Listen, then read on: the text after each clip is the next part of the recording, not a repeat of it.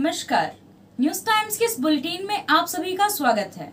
आपके साथ मैं तृप्ति विश्वकर्मा। आइए नजर डालते हैं आज की जिले की खबरों पर। हेमंत कैबिनेट ने बुधवार को दो बड़े अहम फैसले लिए।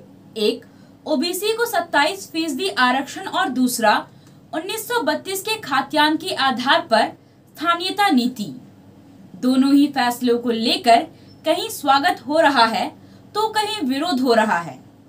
कोई इस फैसले को गलत ठहरा रहा है तो कोई इसे सही और ऐतिहासिक बता रहा है।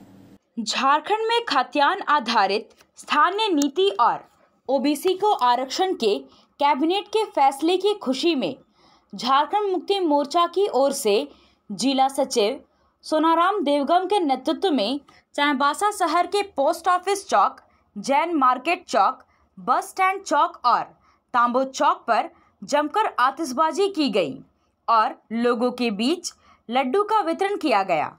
मुख्यमंत्री हेमंत सोरेन, उनके कैबिनेट और सभी मंत्रियों का आभार जताया गया। जिला सचिव सोनाराम देवगम ने कहा कि झारखंडियों के हित में हेमंत सरकार द्वारा लिया गया फैसला ऐतिहासिक और साहसिक है। इस फैसले से झारखंड की दिशा और दशा बदलेगी। 1932 के खाद्यान्न आधारित स्थानीय नीति और ओबीसी को 27% आरक्षण की वर्षों पुरानी मांग को मंजूरी मिली है। सही मायने में आज झारखंड में आबुआ दिशुम आबुआ राज्य का सोच पूरा हो रहा है। उन्होंने कहा कि हेमंत सरकार के मास्टर स्ट्रोक से विपक्षी खेमा सदमे में है। कई लोगों की तो राजनीतिक दुकानदारी ही बंद हो गई है। नकारात्मक सोच वाले कई चेहरे बेनकाब हो गए हैं। हताशा में कुछ लोग 1932 और 1964 के खाद्यान्न को लेकर कोल्हान में नकारात्मक बातें फैलाकर लोगों के बीच भ्रम और शंका की स्थिति पैदा कर रहे हैं, जो कतई उचित नहीं है। झारखंड सरकार ने माननीय मुख्यमंत्री हेमंत सोरेन के नेतृत्व में और हेमंत कैबिनेट में झारखंड का जो बहुत प्रतीक्षित मांग था, खाद्यान्न आधारित स्थानीय नीति और राज्य के पिछले ओबीसी को 27% का आरक्षण, इसको कल उन्होंने कैबिनेट में मंजूरी दिया है। हम लोग इसके लिए पूरे राज्य में खुशी का लहर है और हम लोग भी आज उसका खुशी मना रहे हैं। ये बहुत ही ऐतिहासिक फैसला है। हम इसके लिए हेमंत सोरेन जी का और उनके कैबिनेट के सभी सदस्यों का, झारखंड सरकार का हम आभार व्यक्त करते हैं। उन्होंने हमें जो झारखंडी पहचान देने का काम किया है। आज जो झारखंड अलग राज्य का जो आंदोलन था वो इसी पर आधारित था। वो झारखंड के लोगों का पहचान का लड़ाई था, उनके अधिकार का लड़ाई था। आज उन्होंने झारखंड के जो मूल निवासी हैं, जो मूल झारखंडी हैं, उनको आज उन्होंने पहचान देने का काम किया है, उनको अधिकार देने का मार्ग प्रशस्त किया है। इसके लिए हम उनका तहे दिल से आभार प्रकट करते हैं। देखिए, निश्चित रूप से कुछ लोग जो है आज इस मौके को जो है आज वो लोग गलत तरीके से लोगों के बीच में पेश कर रहे हैं और लोगों के बीच में भ्रम पैदा करने का जो काम कर रहे हैं, ये निश्चित रूप से ये जो है ये उचित नहीं है। आज खुशी का मौका है और ऐसे मौके पर इस तरह की नकारात्मक बात नहीं की जानी चाहिए। हेमंत सरकार द्वारा राज्य में ओबीसी को 27% आरक्षण दिए जाने का झारखंड वैश्य संघर्ष मोर्चा ने स्वागत किया है। झारखंड वैश्य संघर्ष मोर्चा अन्य राज्यों की तरह झारखंड में भी 27% आरक्षण की मांग को लेकर लगातार आंदोलन कर रही थी। राज्य गठन के 22 साल बाद उन्हें सफलता मिली है। हेमंत सरकार के कैबिनेट द्वारा आरक्षण को मंजूरी दिए जाने पर मोर्चा ने आभार जताया है।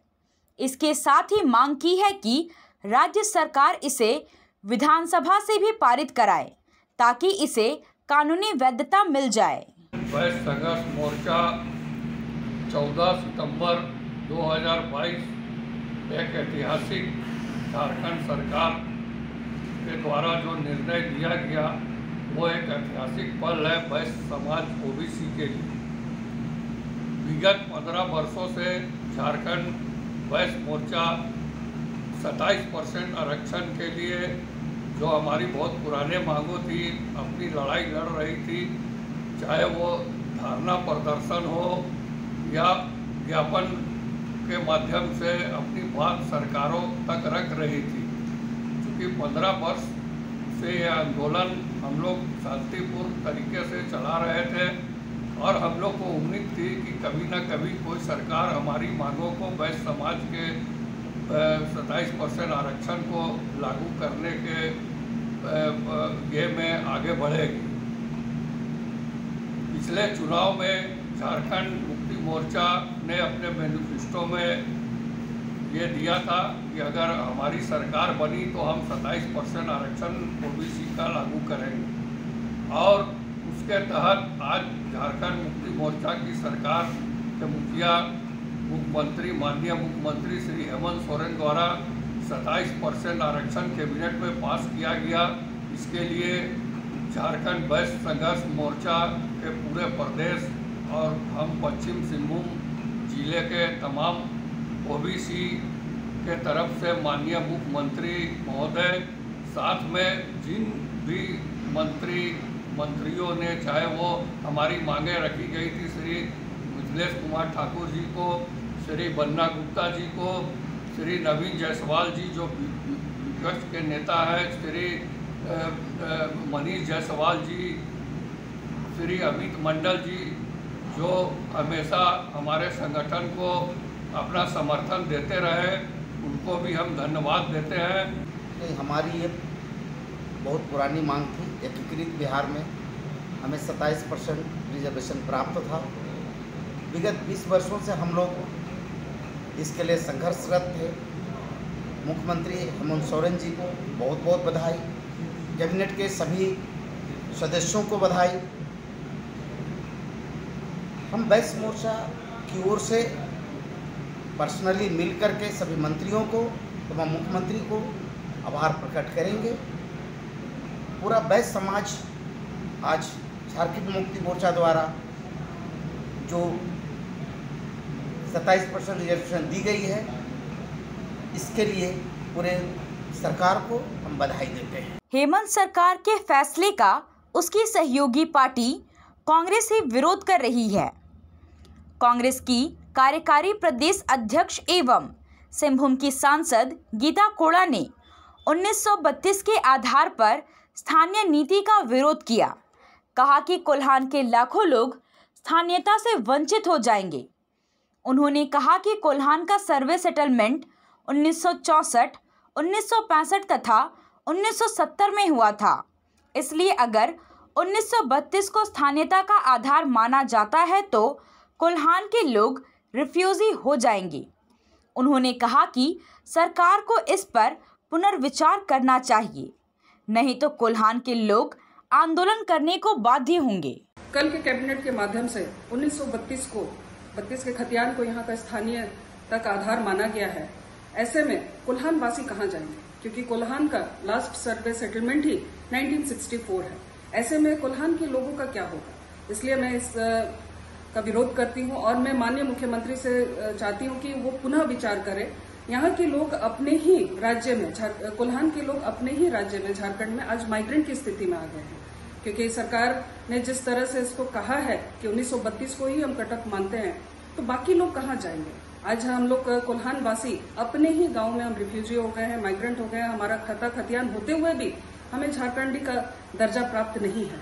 तो इसलिए सरकार को पुनः विचार करना चाहिए और यहाँ के लोगों को भी ध्यान में रखते हुए, यहाँ के सर्वे सेटलमेंट को भी ध्यान में रखते हुए सरकार को पुनः विचार करने की आवश्यकता है। अगर ऐसा नहीं होता है तो कोल्हान जलेगा और इसके सीधे अगर कोई दोषीदार होगा तो वो सरकार होगी, हेमंत सरकार होगी। हम लोग ये उपेक्षा झारखंड में अपने ही राज्य में कोल्हान वासी अपनी उपेक्षा ये बर्दाश्त नहीं करेंगे। वहीं झारखंड के पूर्व मुख्यमंत्री मधु कोड़ा ने कहा कि राज्य सरकार अगर इस फैसले पर पुनर्विचार नहीं करती है तो इससे पूरा कोल्हान जलेगा। हेमंत सरकार के इस पहल से कोल्हान के 3 जिलों के लाखों लोग स्थानीयता की परिभाषा से प्रभावित होंगे। मधु कोड़ा ने कहा कि राज्य के कई जिलों में अलग अलग भूमि सर्वे किया गया है। कोल्हान में यह सर्वे 1964-65 का है। 1932 के खाद्यान्न आधारित नीति लागू होने से कोल्हान के लोग झारखंड के मूल निवासी नहीं माने जाएंगे। उन्होंने कहा कि सरकार के इस फैसले से कई जिलों के युवा सरकारी नौकरी, छात्रवृत्ति आदि से वंचित हो जाएंगे। कोड़ा ने कहा कि राज्य में महागठबंधन की सरकार है। राज्य के विकास के लिए क्या क्या मुद्दा आएगा उसके लिए कोऑर्डिनेशन कमेटी बनी है, लेकिन 1932 की नीति को नहीं कोऑर्डिनेशन कमेटी में लाया गया और ना ही स्टैंडिंग कमेटी में। मतलब साफ है कि सरकार ने चोरी छुपे इस नीति को लाने का काम किया है, जो कि महागठबंधन के हित में भी नहीं है। इधर तृणमूल कांग्रेस ने भी झारखंड सरकार के फैसले पर खुशी जाहिर की है। पार्टी कार्यालय में जिला अध्यक्ष महेंद्र जामुदा की अध्यक्षता में बैठक हुई, जिसमें झारखंड सरकार के फैसले पर चर्चा करते हुए हर्ष व्यक्त किया गया। पार्टी की ओर से कहा गया कि अब विधानसभा के पटल पर पारित कराकर राज्य सरकार से स्वीकृति प्रदान कराई जाए। इसके साथ ही 1908 में बनाए गए छोटा नागपुर काश्तकारी अधिनियम के रहते कारखानों, डैम, रियल एस्टेट के चलते आदिवासी और मूलवासी को जो विस्थापन का दंश झेलना पड़ रहा है, उससे निजात दिलाने के लिए मजबूत तंत्र स्थापित करने की मांग की गई। राष्ट्रीय अनुसूचित जनजाति आयोग और कोल्हान विश्वविद्यालय की ओर से स्वतंत्रता संग्राम में जनजातीय नायकों का योगदान विषय पर संगोष्ठी का आयोजन किया गया। संगोष्ठी को मुख्य वक्ता के रूप में संबोधित करते हुए राष्ट्रीय अनुसूचित जनजाति आयोग के सचिव अलका तिवारी ने पहले आयोग के गठन और क्रियाकलाप के बारे में जानकारी दी। उन्होंने बताया कि इसका मुख्यालय दिल्ली में है और 6 क्षेत्रीय कार्यालय है, जिसमें से एक रांची में है। अनुसूचित जनजाति समुदाय को संविधान में दिए गए अधिकार की रक्षा और सामाजिक आर्थिक विकास की निगरानी करना आयोग का मुख्य उद्देश्य है।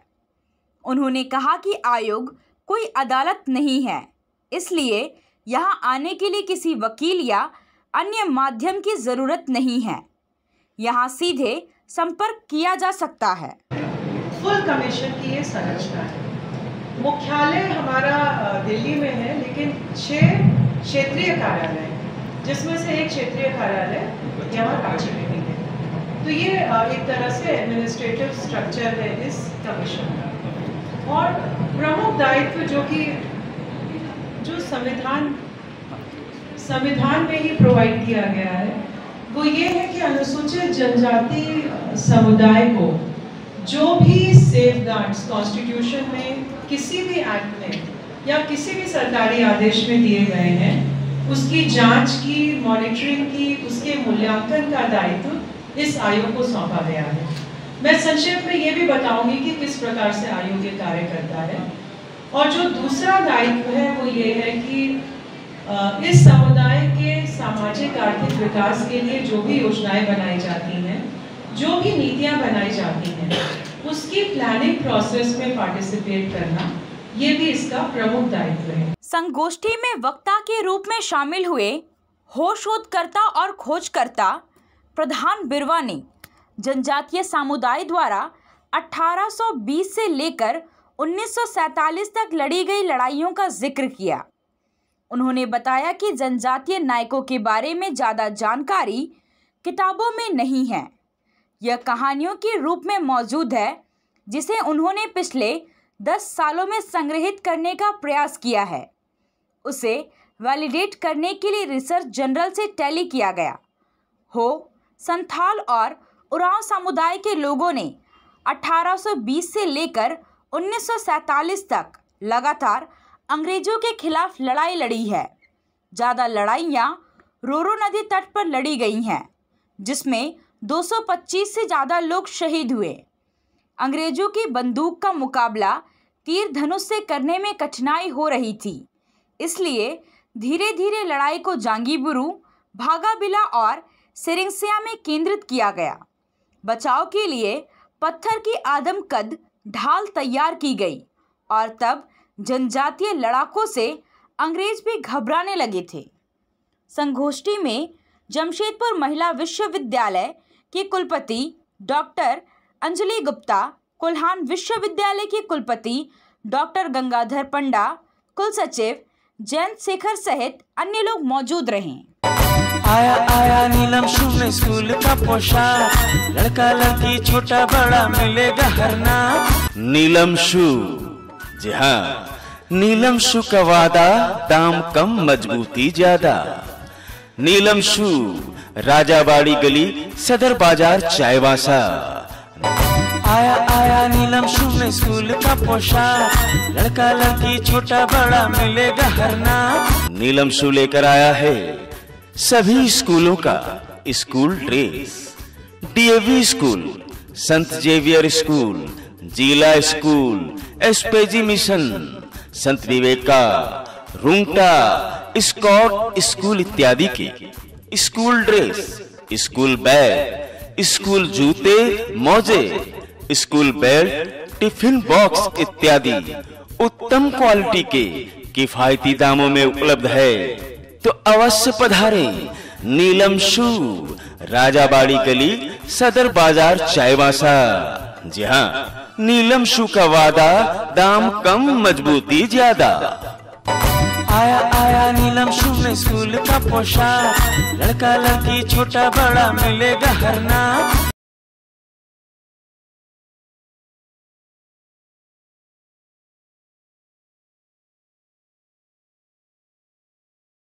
चक्रधरपुर शहर में कई महीनों की शांति के बाद फिर से दोबारा चोरों ने अपना तांडव शुरू कर दिया।